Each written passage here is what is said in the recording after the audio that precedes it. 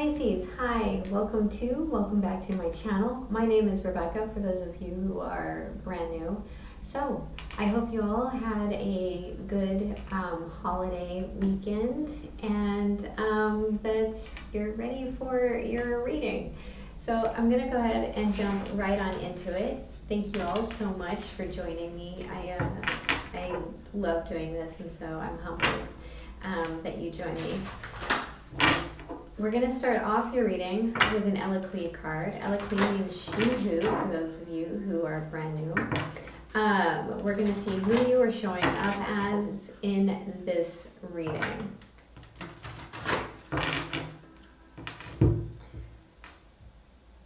While I'm shuffling, I'd like to invite you all to the Facebook Live events. Those are on Thursdays when I do them. And I would love it if you would check out the blog on the website. And if you're interested in a personal reading, or if you are wanting to support the channel, you can do that via the description box below. All you have to do is email me and I will give you the details on the personal readings. So, let's see who Pisces is for their reading. Please show me Pisces. Thank you. Sauvage. This is finding your authentic self. It says untamed, wild, and mysterious. So Cancer also got the same card.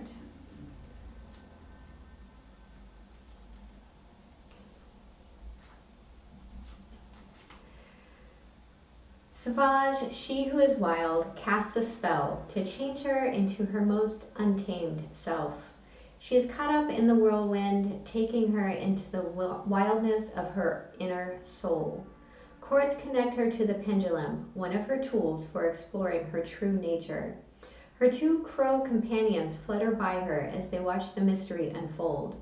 Sauvage turns from light to dark, then back again, because she knows the power in being both and neither. Here is the primitive pattern of her authentic self. Her eyes are closed to better hear the voice of the universe calling her back to her indigenous roots. The only person who can stop Sauvage is herself. The message of this card is to examine what makes you feel tame and predictable. Now, commit to doing one unexpected act each day. Think of it as random acts of authenticity. Monitor the reactions of those in your inner circle. Some will be your corvid flightmates, while others may need to be gently moved further away. Only those who can support you in your arcane fancies need to be maintained. Your best answer to the current situation is to let them know you are a magical, wild thing. Your questions. Who supports my authenticity? What unexpected things can I do today? Where can my magic take me? Okay, so let's get into it, shall we? What is the past? What is the, thank you, we have the Emperor, number 4. What is the present? Thank you. We have the 10 of Wands and the 8 of Swords. This is silently carrying a burden, or feeling trapped in a burden. What is the, thank you, the challenge is the 8 of Cups. This is walking away. Now the 8 of Cups is an interesting card because it's not just walking away, it's walking away from something that you've invested a lot of emotion into. And it's also in walking towards a destination that you've already set. So, what is the guidance? Thank you. We have the wheel, everything in right time. And what is the potential here? Thank you. We have the 3 of Wands. At the bottom of the deck, we have the 5 of Cups. So, this is feeling guilty regret over something that has been lost. But it's also highlighting what is still available to you, what you have, the what is in your present that is still full and brimming and hopeful. There's this sense of being in grief and not seeing what is present to you. And I feel like it's walking away from whatever that is your challenge. Walking away from that. I'm hearing coulda, woulda, shoulda. And so let's look at the Emperor. Why is the Emperor here in the past? Thank you. We have the Queen of Cups in the upright. The Wheel in reverse.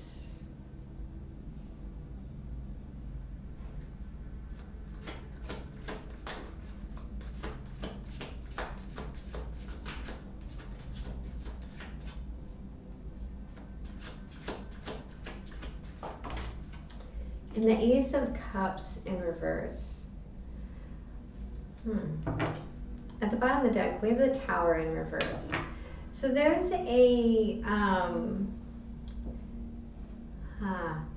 ego over heart issue here. So there's this inability to receive love because of something unresolved. And the time of it is not there. Now, there is this Tower in reverse at the bottom of the deck. So there's this idea that I feel like of avoiding this. The Queen of Cups is generally the Queen of Love, but in this particular deck, there's a lid on her cup, and she actually looks like she's kind of snatching it away. The Emperor is, this is divine masculine energy. Now he's in charge. He's in charge of what he gives. He's in charge of what he receives. He is the be-all, end-all of questions, right? And there's this, again, I'm getting like this ego aspect of trying to control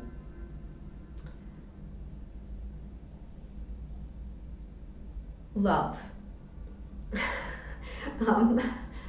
And in trying to not feel things, there's this idea of not being able to receive love, not being able to give love, of keeping everything very tight and locked up. So let's look at this Ten of Wands and Eight of Swords.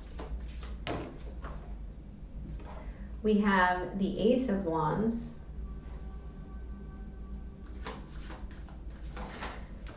the Two of Swords,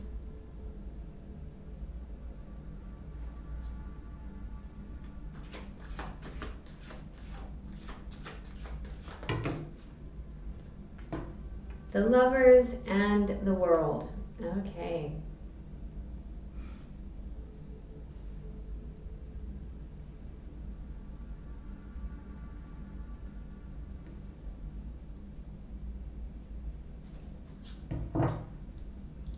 At the bottom of the deck, we have the Nine of Swords. There's a lot of anxiety, nightmares, sleeplessness going on here. This burden, this Ten of Wands, actually breaks down to an Ace. So this is both the beginning and the ending of a cycle. There is a transition here, a huge choice. I also feel like there is a very strong connection here. Now, there is burden and a sense of being entrapped here. There is something that is not being seen or spoken about. There's also real sense of over defense.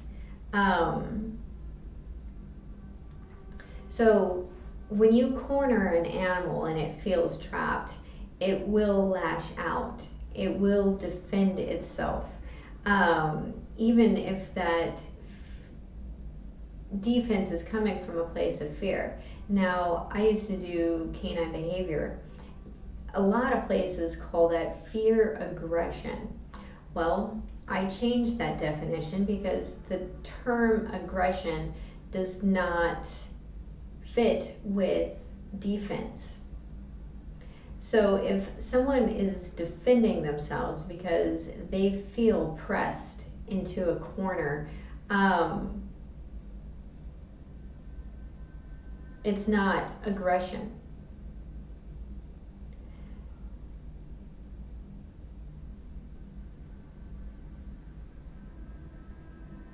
There's a sense here of like almost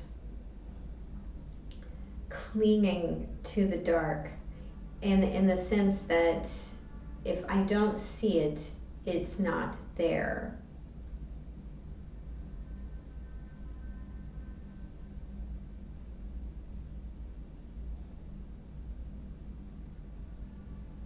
But there's a choice about this cycle,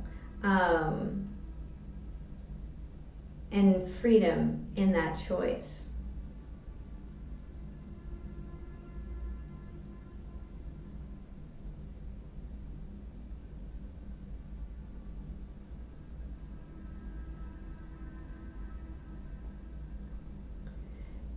You can have the burden, or you can have the passion. You can have the freedom, but you have to give up the defense and the anxiety. There's so many things here that are this or that. Now, some things are both, but there is a crossroads here as to new beginning or the same. So let's look at this Eight of Cups. Please clarify the Eight of Cups. We have the Hanged Man in reverse, the Five of Swords in reverse, and the Queen of Pentacles in the upright. At the bottom of the deck, we have the Empress in reverse.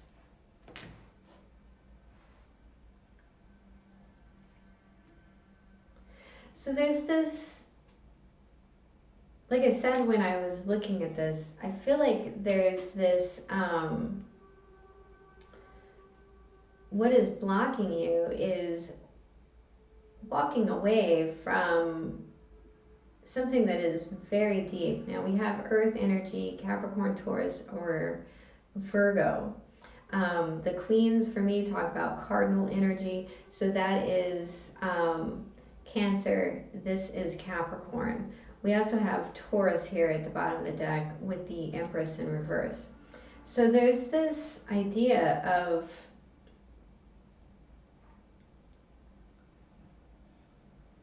walking away with your enlightenment.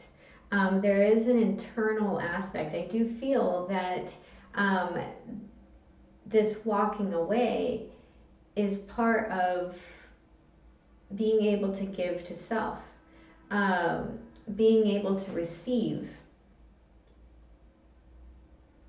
So there is a challenge in this walking away, whether it's walking away from someone or a conflict within self.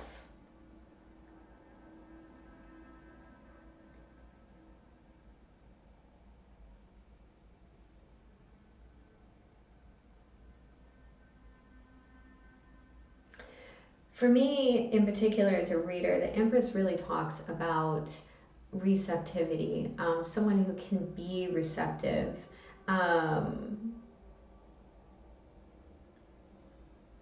of seeing the feminine aspects of the spiral and how all things must end so that something new can begin.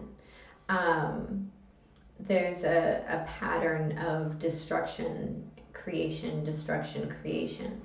And so there's this real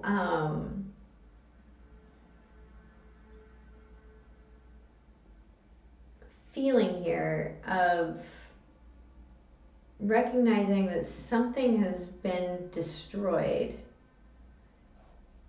and moving into creation, that's blocking you. So let's look at the wheel. I heard run its course. Please clarify the wheel.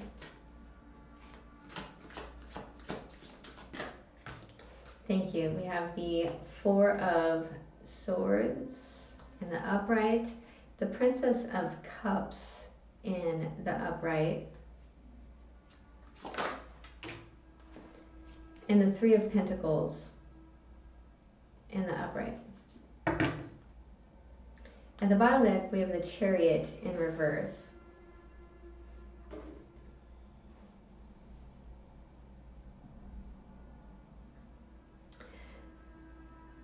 There's a period of waiting here, and it could have to do with contracts or speaking about contracts, but there's this period of waiting. There's this time of rest before things start to move and pick up. There's also a sense here of finding core value, right? Looking at the quality of what it is that you are receiving. I feel like there's a message here, like you're waiting for a message, potentially about a contract, about moving, about control, and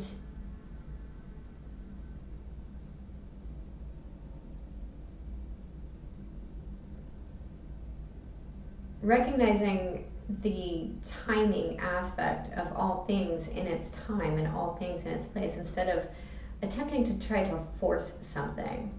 The Chariot in reverse can be about just brute force, but there is this sense of the timing's not right for something.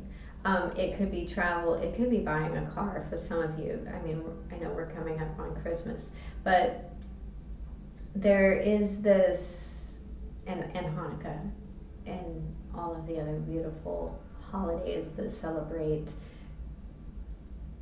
the numerous and wonderful deities in this world.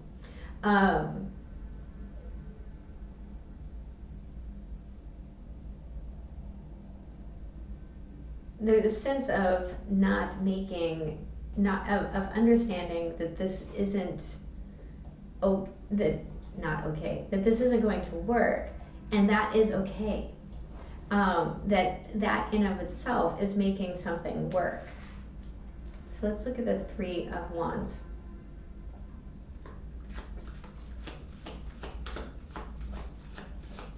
And there's a rest here that will do your heart good, that will give you time to appreciate what is in your life, to build something.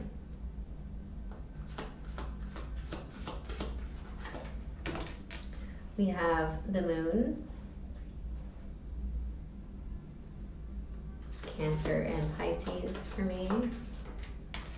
The Eight of Cups in reverse.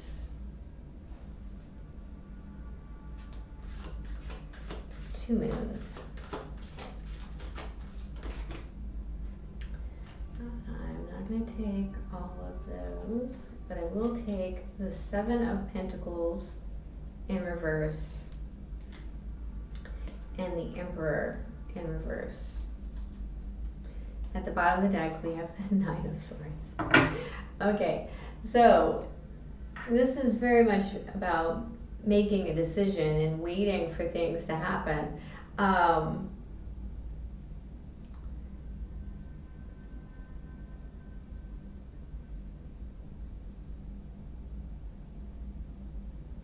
and kind of like taking the time to sort through things. Now, this brings in anxiety, like whatever is happening here. There's this very deep emotional aspect when it comes to looking into the future of not being able to see how it's going to move forward. And there's a sense of, again, starting to recognize your own authenticity, of stepping not just into your enlightenment, but into your self-empowerment.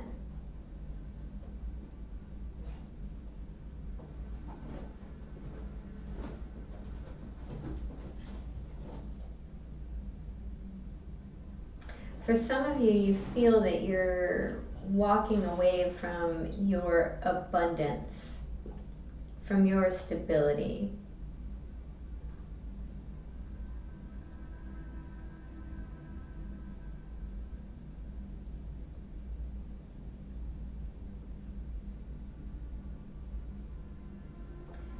Whereas what is needed is the need to see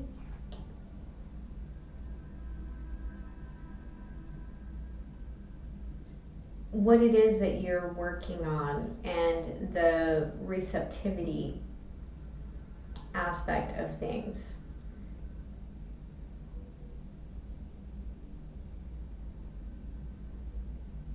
I feel like there's an aspect here of starting to really embrace the feminine aspects of things, and setting aside this masculine energy, this ego that isn't working, and turning to the feminine, the feeling, the emotion, and starting to see how they affect what it is that you're receiving. So let's get a couple of oracle cards out here. What is the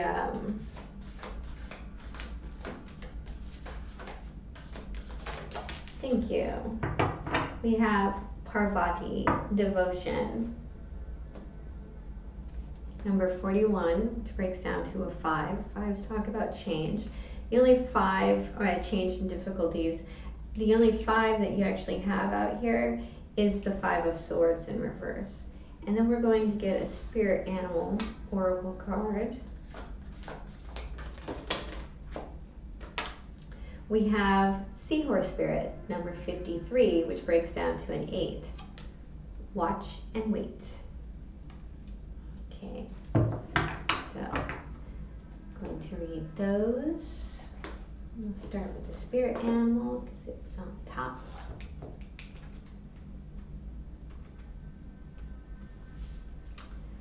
Hovering gracefully, the seahorse observes with the perspective of one who is not engulfed by the drama, remaining at a distance from all the turbulence.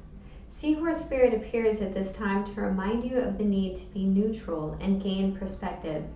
Your message from Seahorse Spirit is, not my circus, not my monkeys. Spirit wants you to know that even if you are tempted to jump into the fray and try to fix things, the best way to serve yourself and others right now is to remain calm and simply watch and see. Another message here is that whatever your quarry, Seahorse Spirit asks you to step back from it. Be willing to explore things from different angles rather than a single one, and just observe what is possible. From the perspective of the position of the neutral observer, you will discover a myriad of opportunities and a deeper understanding of what you seek and why, and you will know beauty, truth, love, and wisdom. The protection message. Are you holding on to judgment, sure that your perspective is the only correct way to look at things? There are as many perspectives as there are creatures in the sea, and when Seahorse Spirit appears, you are reminded to detach from the experience so you can view it from more than one angle. Pay attention to your hidden beliefs and how they affect the way you think, feel, and act. Are you being fair to all involved, or do you need to step back? Perhaps the drama you have been drawn into is your own. Whatever the actions of others, your challenge is to be non-reactive and not take their words or behaviors personally. Their turbulence may have little to do with you, so remain neutral until you know more. Your perspective may be quite different in time. And we have Parvati, number 41.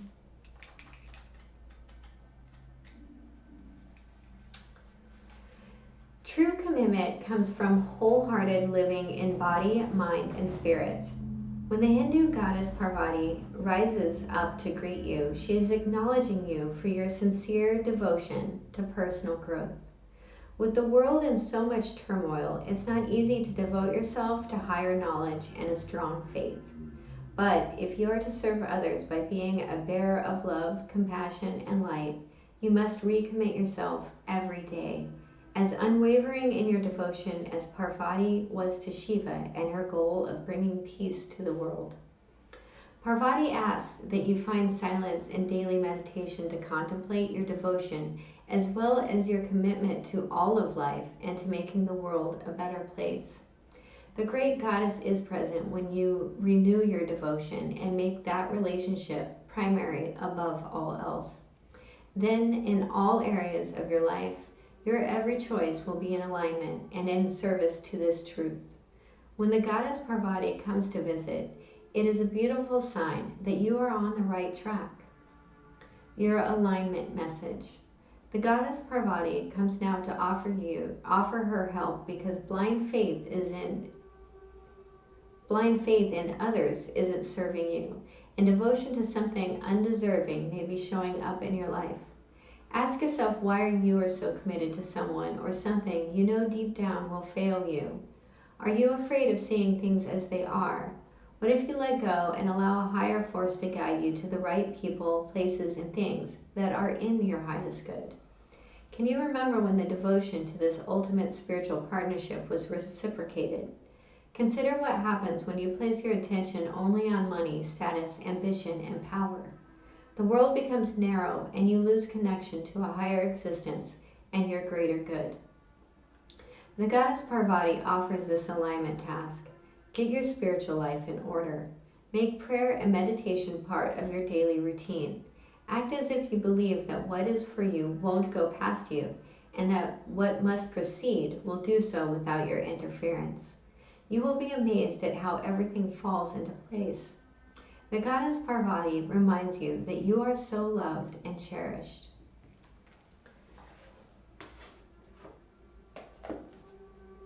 That, my amazing Pisces, is your reading. I do hope it was helpful. If it was, please hit the like and subscribe button. And remember, have a beautiful day.